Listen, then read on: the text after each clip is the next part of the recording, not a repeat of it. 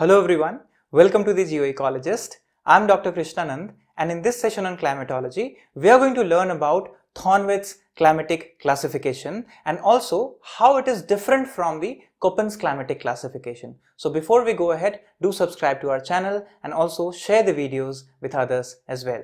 So now after we learned in last lecture the Köppen's classification, now the next in line is Thornwitz's classification, that is on climatic basis, and it was finalized in 1948. So Charles Warren Thornwitt was an American geographer and a climatologist who actually devised this kind of classification as back as 1931 and finally revised it in 1948, which is accepted as the final Thornwitt climatic classification. Now, what are the important points of Thornwitt's classification? It has the basis which is important here is potential evapotranspiration. Basically means what? The rate of evaporation and the rate of transpiration, which actually helps to maintain one important factor on the ground, that what we know as by the name of water balance. So remember, whenever we are talking about Thornwitt's classification, 2 points or 2 keywords that you always need to remember is that potential evapotranspiration. So it is many times also written as PE, right? That is potential evapotranspiration, and also WB, that is the water balance. These are the 2 important criteria which were the basis for this kind of classification that was provided by this American geographer and climatologist Charles Warren Thornwitt. So he found out that the water balance for each month of all the places are different, and let me calculate it and then classify the world on the basis of this kind of water balance, and that was unique point of this particular classification. So if the water balance had a water surplus situation, what does it mean? Very simple logic. If there is a water surplus, it is more humid, isn't it? More moisture is there, more rainfall is there. And if it is water deficient, then simply it is an arid or semi-arid condition. So this was as simple way of explanation on the basis of potential evapotranspiration and water balance of an area, that what kind of climatic situation is there or prevalent in a particular area of the world. So he found out many other types between these two. So remember, between this humid and arid, these are 2 extremes, he found several other types as well, and because he related it with natural vegetation as well. So according to him, every climatic type was represented by a unique vegetation. Now remember, vegetation is supported by what? It is supported by the water balance. And remember, vegetation has one unique thing that is also called transpiration. So here when potential evapotranspiration is being talked about, it means the vegetation is important part of this classification as well. Remember, in Köppen's classification, the vegetative zones were on the basis of the climatic zones. But here the transpiration factor of these plants, that is the vegetation factor, were taken into consideration. So let's elaborate furthermore this Thornwitt's climatic classification. So according to this type of classification, these are the zones or the climatic types, what we say, that is the climatic regions in which the entire world has been divided. And remember the process, that this is evaporation and then this is transpiration. And remember what happens in the water cycle. This water goes into the ground and there is a ground recharge here, and there is certain amount which is runoff, certain amount is evaporated, and this water cycle continues. But the evapotranspiration is actually the combination of how much is transpired through the leaves of the plants and how much is through this evaporation coming from land. So this together was combined in the form of an index that was made. Right? So kind of a quantitative technique that was used to actually demonstrate this idea of the evapotranspiration. So first type was again capital A, second was capital B. Then C had 2 types. C was C1 and C2. And then there was D, and then there was E. So let's understand these types in one by one. So A is basically a pre-humid type. Now remember, the index is plus 100.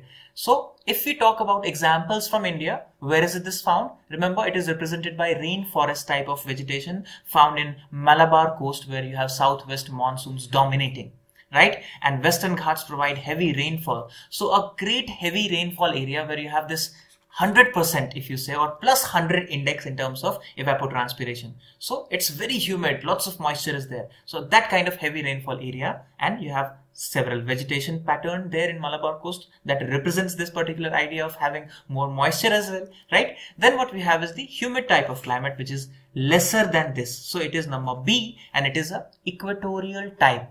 This is found in areas which has a particular kind of equatorial kind of climate and similar type of forest which is there. Then C has two types, C2 and C1 if you see. So one is moist, one is dry. So C2 is moist, remember, C2 is moist, C1 is dry. So that is important, and both are subhumid. It is nearby humid, it is away from humid. So that is why it is important to remember it's away from the zone of humidity. So what happens? It is the zone of grasslands. So one is the moist grassland area, one is the dry grassland area. So what are the examples if you observe? The grasslands are characteristic of this type of climate, and it is found on the eastern edge of Western Ghats. Remember, if this is a Western Ghat area and this is the eastern edge, remember this part, which is moist, and where this kind of area is found, especially in the eastern edge, then you have West Bengal and Odisha belt, which have this kind of vegetation. Now, dry subhumid, remember the word itself is dry, so where moisture is absent. So if you see northeastern part of the central India, where you have dry belts, leeward side of Western Ghats, all those places have this kind of climate. Then what we have is the D, and very famous, it is a semi-arid area. So this semi-arid area is where you have western MP, northwestern region of this Haryana, Punjab, all these areas where you have semi-arid conditions existing, northeastern Rajasthan as well. So these places have this kind of D kind of classification or climatic regions according to Thornwitz's classification. Then the number E is here, which is completely arid type, and in India, you know, Rajasthan, Gulf of Kutch, that particular Kutch area, and Saurashtra area of Gujarat, these are almost semi-arid to complete arid type. So largely E falls here in this particular zone. So this is very simple, A, B, C. So C has C1, C2. C1 is basically dry, C2 is moist, and D, which is semi-arid, E is completely arid. So this is one of the major structures that we need to remember. Then further, Thornwitt devised a number of specific indices. Now here is one of the most important and interesting thing. Remember, it was 1930s and 40s, and gradually quantitative techniques were developing. So lots of indices were created. Indices were the representations of all those climatic classes, and it was all dependent upon, again, remember, moisture or humidity index or dryness index. So lots of indexes were created, or you say indices were created to quantify this climatic components. So moisture index is called MI, potential evapotranspiration, that is PE, right? This was important. Again, thermal efficiency index, that is T/ET, of the ratio of temperature to the calculated evapotranspiration. So remember, T/ET was also calculated, dryness index was calculated, humidity index was calculated. All these calculations were larger part or main thrust of Thornwitt's climatic classification. So you can pause the video here and look into these two tables for yourself. So these two tables represent what? Remember, climate class, then you have a code, then you have moisture index. So remember, this MI is here, and in this particular you have a letter code, you have humidity province, vegetation, and you have potential evapotranspiration index. Now questions come from these tables. If these values are there, at least try and remember some of them, or an idea of that when there is a moisture index given, what are the classifications. So you see, per humid or pre-humid, what you say, it is basically pre-humid. Then you have humid. So humid has several types. So B4, B3, B2, B1, depending upon the values here. Then you have moist subhumid, dry subhumid, semi-arid, and arid. So basically it's A, B, C2, C1, D, E itself. But B has several classes that you observe according to the moisture conditions. So 100 and above moisture index is for the larger major humid part. Then humid specific is this B4, B3, B2, which has this 80 to 99, 60 to 79, 40 to 59, 20 to 39. So these exclusive classes. Then what you have is moist subhumid, which is C2, so 0 to 19.9. Then you have dry subhumid, so it again goes to minus 19.9 below 0. Semi-arid, again negative, and then so you see these quantification values of moisture indexes. Accordingly, this climatic classification has been done. The second is the potential evapotranspiration index. So what you find, arid area has lesser than 16 value, that is desert type. Steppe, that is grassland type, 16 to 31.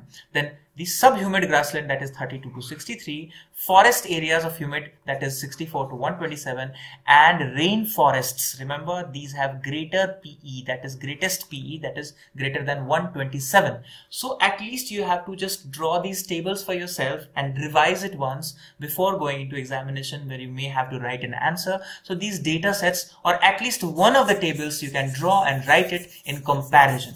And many times this kind of question also comes in preliminary examinations for civil services, that where you are given to match with this particular humidity province or maybe from this particular type and related potential evapotranspiration index. So this is one of the major areas of Thornwitz's climatic classification. Now, apart from Thornwitz's climatic classification, there are several other global and regional classifications. Just to name a few, look at this. The Budayko climatic classification system, it used energy budget. Now remember, this was based on energy budget approach. Then other global climatic classification systems like Holridge Life Zones climatic classification system, it was for a global application and it was mostly used in tropical areas. Now remember, tropical specific system was there. Then Budayko climatic classification was for this energy budget, as we know. Then further what we see is this some genetic classification on the basis of origin.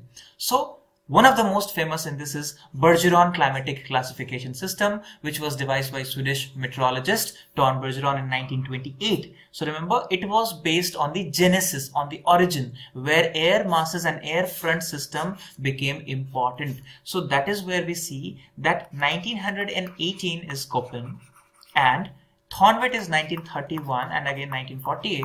In between, in 1928, this Bergeron comes in and he talks about the genetic classification, which is important in terms of the origin of this particular climate and which was based on air masses and air fronts classification. That is important to remember. So then next what you have is the Jerkney model, which is classified on the surface cyclone basis. That is another type. And remember, air mass theory, we have already discussed in detail the air mass and all those particular source regions. So if you have not watched the video on air mass, you can go to the air mass video in the playlist of climatology on my channel and you can watch it there. So their source regions and air mass is completely discussed. This was the basis for this particular climatic classification, as we know, and also the frontogenesis, or the existence or formation of these warm front, cold front, occluded front, stationary front, these wave cyclone, all these important things that led to a particular kind of mid-latitude weather condition in long term or climatic condition. So these were taken into consideration in the other genetic classifications. That is important.